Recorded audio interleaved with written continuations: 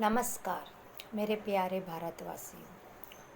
आज मैं सब पेरेंट्स से और ख़ास करके सारे माँओं से ये कहना चाहती हूँ कि हम बच्चों को, अगर हम वर्किंग हैं तो बच्चों को हम किस तरह ध्यान रख सकते हैं। एक बोलते हैं ना कि हम तो बिज़ी रहते हैं, तो हम हमारे बच्चों पे किस तरह नज़र रख सकते हैं।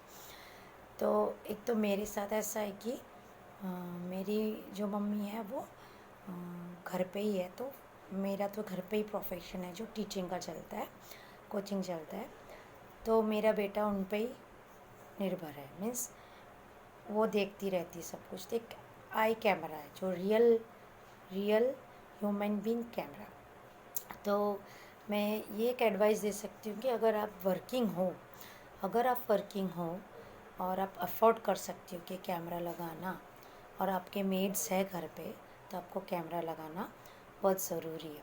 तो उससे क्या होगा कि अगर कैमरा है तो हम लोग फॉरेन कंट्रीज़ में तो यही सब चलता है, नॉर्मल है। बट अगर अफोर्ड कर सकते हो तो कैमरास लगा दो। मोस्ट ऑफ हर स्पेस में लगाओगे तो ज़्यादा अच्छा रहेगा। और उससे भी बढ़िया रहेगा कि अगर हमारे उनके जो बच्चे हैं उनके ग्रैंड पेरेंट्स के पास हम अगर छोड़ के जाते हैं तो सबसे बढ़िया रहता है। पर क्या होता है कि ग्रैंड पेरेंट्स के साथ है ना, बच्चे इतने स्ट्रिक्टली नहीं बड़े होते हैं, या जो उनके जो टेंट्रम्स है पेरेंट्स के साथ भी वही करते हैं जो उनके ग्रैंड पेरेंट्स के साथ करते हैं। तो फिर वो एक हम लोग तो पूरे दिन बिज़ी रहते हैं, जो हमारे वर्किंग वुमेंस है या वर्किंग मॉम्स है, तो हम लोग तो पूरे दिन बिज़ी होते हैं, वो लोग ये सब घर पे सीखने लग जाते हैं। तो हमको क्या करना है, जितना भी हम टाइम स्पेंड उनके साथ करते हैं तो उनको बैठ के समझाना है। जब हमारे सामने होता है ये सब, या संडे को जब हमारे पास छुट्टी होती है तो हमारे साथ ये सब हमारे सामने होता है, तो हमको उसको बैठ के बचपन से ही उसको सुधारते ही रहना है। अगर हमने ये सब चीज़ नहीं किया बचपन से तो ये सब उसकी हैबिट हो जाएगी।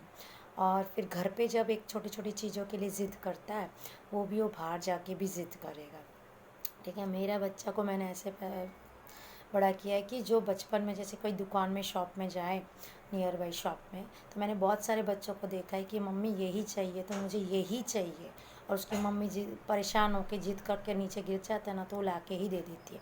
बट मेरे बच्चे को उसने भी किया, बट मैंने उसको कभी वो चीज़ ज़िद करा ना तो ला के नहीं दिया। थोड़े दिन बाद वो चीज़ ला के दी खुद की मर्ज़ी से, जब मुझे मन हुआ तब ला के दी।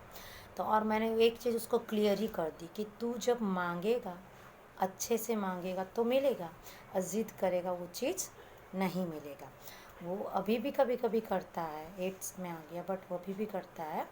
बट मैं वो चीज़ उसको नहीं कर ला के देती, और घर आके उसको सही कर ही देती हूँ, डरा के या डांट के या कुछ भी करके, कि आगे तूने ये ऐसा करना नहीं चाहिए। अभी टाइम है, अभी भी है, जैसे 12, 13, 14 साल तक भी हम उसको सुधार सकते हैं। बट एक बार जब ये ज़िद करना सीख गया, और जिस पेरेंट्स ने भी ये सब उसको ला के दिया, जिसने भी वो ज़िद किया, और जो पेरेंट्स ने बच्चा जो ज़िद करता है वो ला के दिया, तो फिर वो गया, मीन्स बच्चे का फ्यूचर गया और पेरेंट्स की परेशानियाँ बढ़ी। ठीक है, वो एक बात है। और सेकंड, अपने बच्चों की सिक्योरिटी, जैसे मैं पहले बोल रही थी कि हम अगर वर्किंग मॉम्स हैं तो हमारे बच्चों की सिक्योरिटी बहुत ज़रूरी है। और जब हम घर पे वापस आते हैं और जब साथ में बैठते हैं, जितना भी टाइम स्पेंड करते हैं, उनसे सारी बातें शेयर करो। ऐसी बात करो कि ताकि वो सारा हमको बताए। फ्रेंड मत बनो, फ्रेंड बनना भी बुरी बात है, क्योंकि फ्रेंड्स तो कभी डांटते ही नहीं है ना।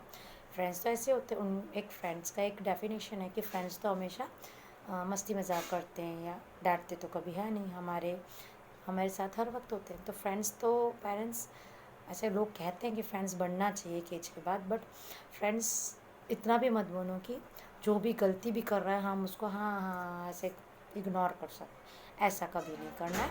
हमें हमेशा एक पेरेंट ही बनना है, पेरेंट बन के ही रहना है, बट ज़्यादा स्ट्रिक्ट भी नहीं, बहुत ज़्यादा लाड प्यार से भी नहीं करना है। ओके, हमको सिर्फ एक पेरेंट्स बनना है, ताकि उसको ऐसा पेरेंट बनना है कि हमारा बच्चा गलत रास्ते पे ना आ जाए, और सही सब कुछ अच्छे से जो लाइफ में उसको ज़रूरी है, ये ज़िद ये सब कोई काम में आने वाला नहीं, क्योंकि फ्यूचर में उसको ऑफिस जाना है, कहीं जाना है वर्किंग साइट में, तो वहाँ उसका टेम्पर भी कंट्रोल कैसे करना है।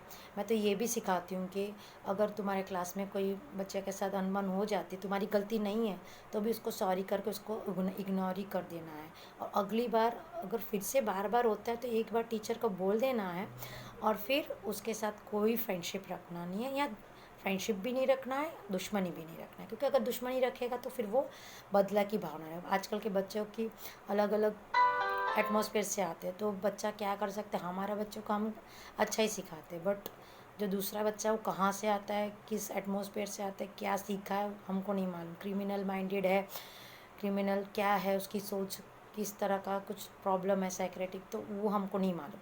तो मेरे बेटे को तो मैं यही सिखाती हूँ कि भाई तेरा, क्योंकि बेटा है वो वायलेंट हो जाएगा, अभी 12 ईयर्स का है, तो 13-14 में उसके हार्मोनल्स चेंजेस आएंगे, तो उसमें गुस्सा आएगा, सब कुछ आएगा, सारा चेंजेस आते रहेगा। तो मैंने यही सिखाया है कि उसको कि तुम अपने आप को कंट्रोल करना, टेम्पर को कंट्रोल करना सीखो। चिल्लाना, गुस्सा करना तो क्या होगा, वो टीचर देखेगी कि ये चिल्लाता है, ये शाउट करता है, वायलेंट रहता है, तो एक इमेज भी बिगड़ेगा। ठीक है, वो भी मैंने उसको सब बताते ही रहती हूँ जितना टाइम। मैं भी वर्किंग हूँ, मुझे भी टाइम नहीं मिलता, बट जब टाइम मिलता है मैं उसको समझाती रहती हूँ। ठीक है, ओके। और इसका नेक्स्ट पार्ट है वो मैं पार्ट 2 में बताऊँगी। ठीक है, बाय।